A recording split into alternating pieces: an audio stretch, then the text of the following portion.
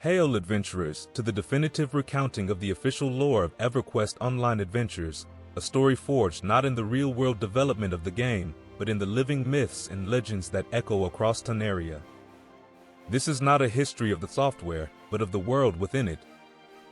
The following is a chronologically structured saga drawn from the official world-building crafted by Sony Online Entertainment as presented in the game itself, its manuals, and strategy guides.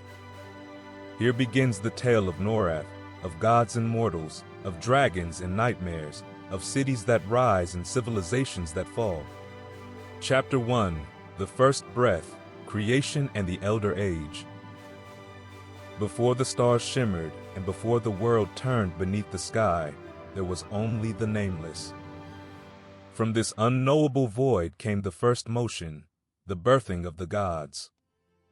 They rose not as a pantheon, but as raw forces, representations of fear, nature, flame, hatred, water, and earth. From their divine quarrels came balance, and from balance, a world. Vishon, the Worm Queen, descended upon the barren rock and struck it with her mighty claw. Her dragons took flight across the skies, making Norrath their nesting ground.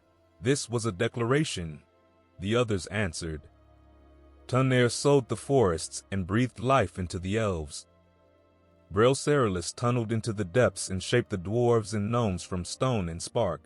Prexis raised sentient beings from the seas.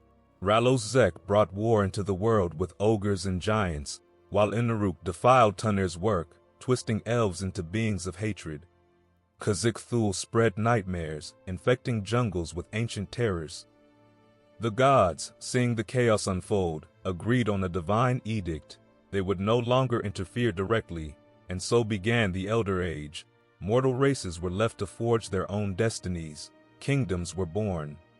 Magic stirred beneath the surface of the land, and ley lines thrummed with power. Tunaria, the continent central to this tale, rose as the heart of the mortal world. Chapter 2: The Rise of Nations and the Shadows of Pride. Magic flowed not merely from divine gifts, but from the bones of the world itself.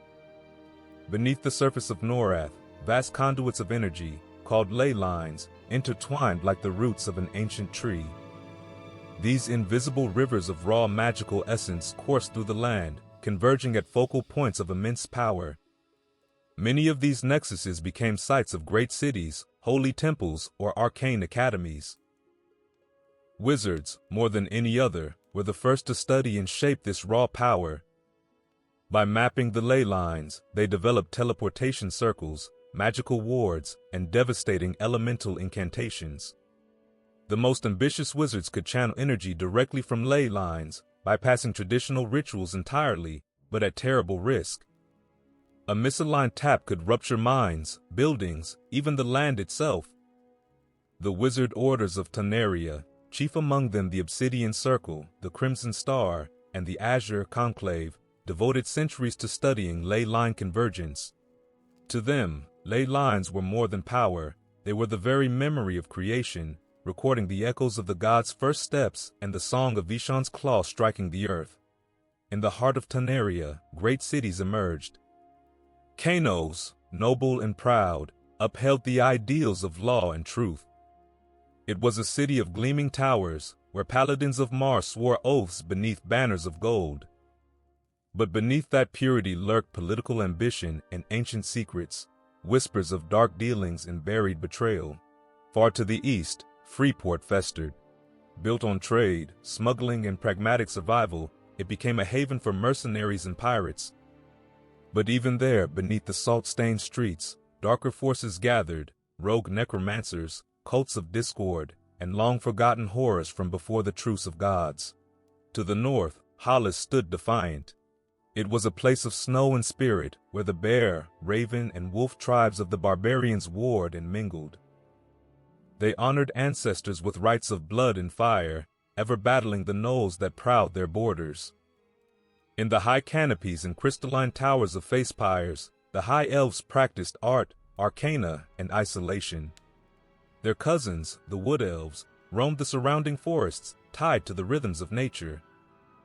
Both peoples were steeped in ancient magic, but a rift had long since grown between their ways.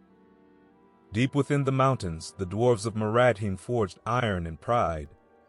Their halls echoed with songs of ancestors and warnings of encroaching corruption. Klaikanen, the gnome city of innovation, pulsed with invention and danger. Great golems and clockworks patrolled the streets. But something was going wrong. Malfunctions became sabotage. A rogue faction, the Cogsworn, whispered of a future ruled by machine. And in the fetid swamps, the trolls of Grob and the ogres of Agok waged their endless battles, each seeking dominance through might and brutality. Across the sea lay the island continent of Odus, veiled in mist and mystery. Once united under the banner of knowledge and arcane advancement, the Erudites had split into two bitter factions, the Heretics and the Seekers. The Heretics, practitioners of necromancy and shadow arts, were cast out from Highborn and exiled to the cursed lands of Toxulia Forest, where they erected twisted towers beneath the watch of the dark moon. Highborn itself, still ruled by the austere Seekers, grew colder, more isolated, and increasingly consumed by its own magical arrogance. The island's ley lines pulsed with ancient power, and even the most seasoned scholar feared the unchecked ambition that brewed there. Ancient arcane observatories were built to track celestial alignments with the lines of power. Some believed that Odus itself was seated upon a massive lake convergence, which granted the Erudites their prodigious magical capacity, but also doomed them to fracture. It is said the heretics' darkest spells were fueled not from scroll or staff, but by binding the ley currents themselves.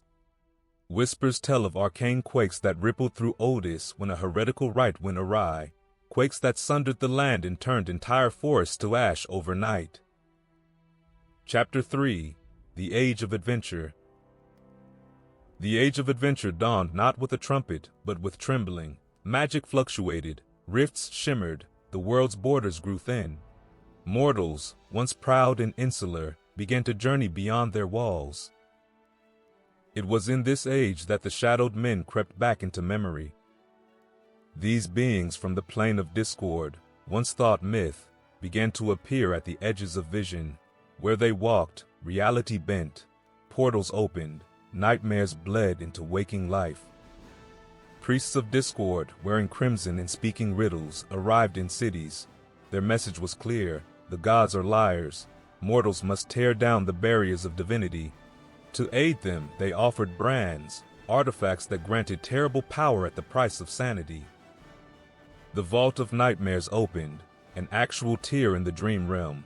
Those who entered it faced not monsters, but themselves. Regret, guilt, ambition, these were the monsters that struck the hardest. In Klaikanen, a rogue gnome unleashed a rift engine. Meant to power cities, it instead opened doorways. Constructs broke free, whispering equations that predicted the end.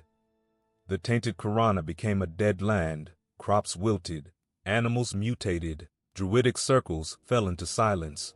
The earth cried out in forgotten tongues. Chapter 4: The Frontiers Beyond the Horizon. With the arrival of the frontiers, the land changed. The slighted ones, elves warped by time and betrayal, returned from exile. No longer bound to the grace of Tunaria, they marched beneath storm-racked skies to reclaim what had been lost. The plane of sky, once thought unreachable, opened to mortal touch. Floating islands, home to wine spirits and divine relics, became the stage for mortal ambition. The Temple of Ro, long a beacon of elemental power, burned. Not metaphorically, it truly burned, its priests consumed by the very flames they once channeled. Rumors of the plane of disease crept into healers' tents, pestilence that did not respond to magic, plagues that whispered to those they infected. And then came the Isle of Dread. Known to some as the gate to fear itself, this island defied navigation. Maps shifted, trees bled. Creatures were shaped not by nature, but by the terrors of those who beheld them. Chapter 5: Vox, Night, and the Blood That Hunts. In Everfrost, they still whisper her name, Lady Vox, the White Dragon, cast down by her kin for loving beyond her kind. She sought to birth a prismatic worm, a child of all dragonkind. For this, she was cursed, her breath turned to frost and prophecy. In the dark reaches of Darver Manor, the children of the night gather. Vampires, necromancers, and scholars of blood sigils work their rituals in silence. Some say they await the return of a crimson moon, but not all darkness goes unchecked. Lycanthropy, the curse and the gift, spreads. Werewolves prowl the wilds, as do their kin, werebears, were-rats, weregators, and were-lions. Among them walk the were-hunters, not immune to the curse, but bound to it. These mortals are infected but trained. They master the darkness within rather than succumb to it. Their eyes gleam with amber rage, but their minds stay sharp. Guardians, executioners, saints with claws. They walk both sides of the forest trail, hunter and hunted. Sworn to protect the innocent from the cursed, they keep no cities, bear no sigil, and vanish as quickly as they appear. They say the blood sings louder during certain moons, that during these times even were hunters must chain themselves lest instinct overpower duty. Chapter 6. Of Pastries and Peace.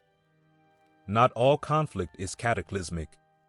In the halfling village of Rivervale there came a time of great unrest, not of war or plague, but of pie. The nearby hamlet of Bobble by Water claimed their bogberry tart had been stolen and transformed into Rivervale's beloved four-berry pie. Lines were drawn, recipes were hexed, exploding custards rolled through cobbled streets.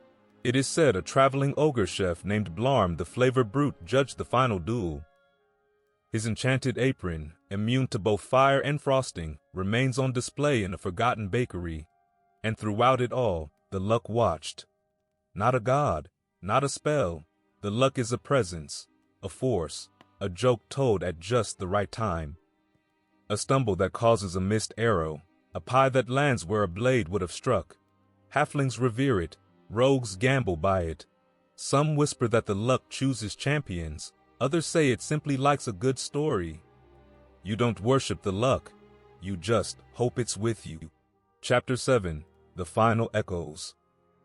The final years of Tunaria were not silent. The plains bled. The vault of nightmares spread into waking dreams. The broken tower, a structure once used to seal planar gates, fractured. Factions turned their weapons not only on each other, but on the sky itself. Legendary weapons awoke. Swords whispered to their wielders. Staves changed shape in response to nightmare. Shields trembled at the scent of betrayal. When the end came, it was not a coded event. No deity descended, no boss collapsed. Instead, players gathered. On the night the servers died, adventurers stood beneath the stars in silence. And when the rift post opened one last time, they entered together. One last charge, one final stand. That is how it ended, or began again. This is Tunaria, a land of gods and grit, of moonlight and murder, of honor, decay, and pastry wars. You lived there. You remember. This is the world that was, the world never forgotten, the world being reborn. This is EverQuest Online Adventures.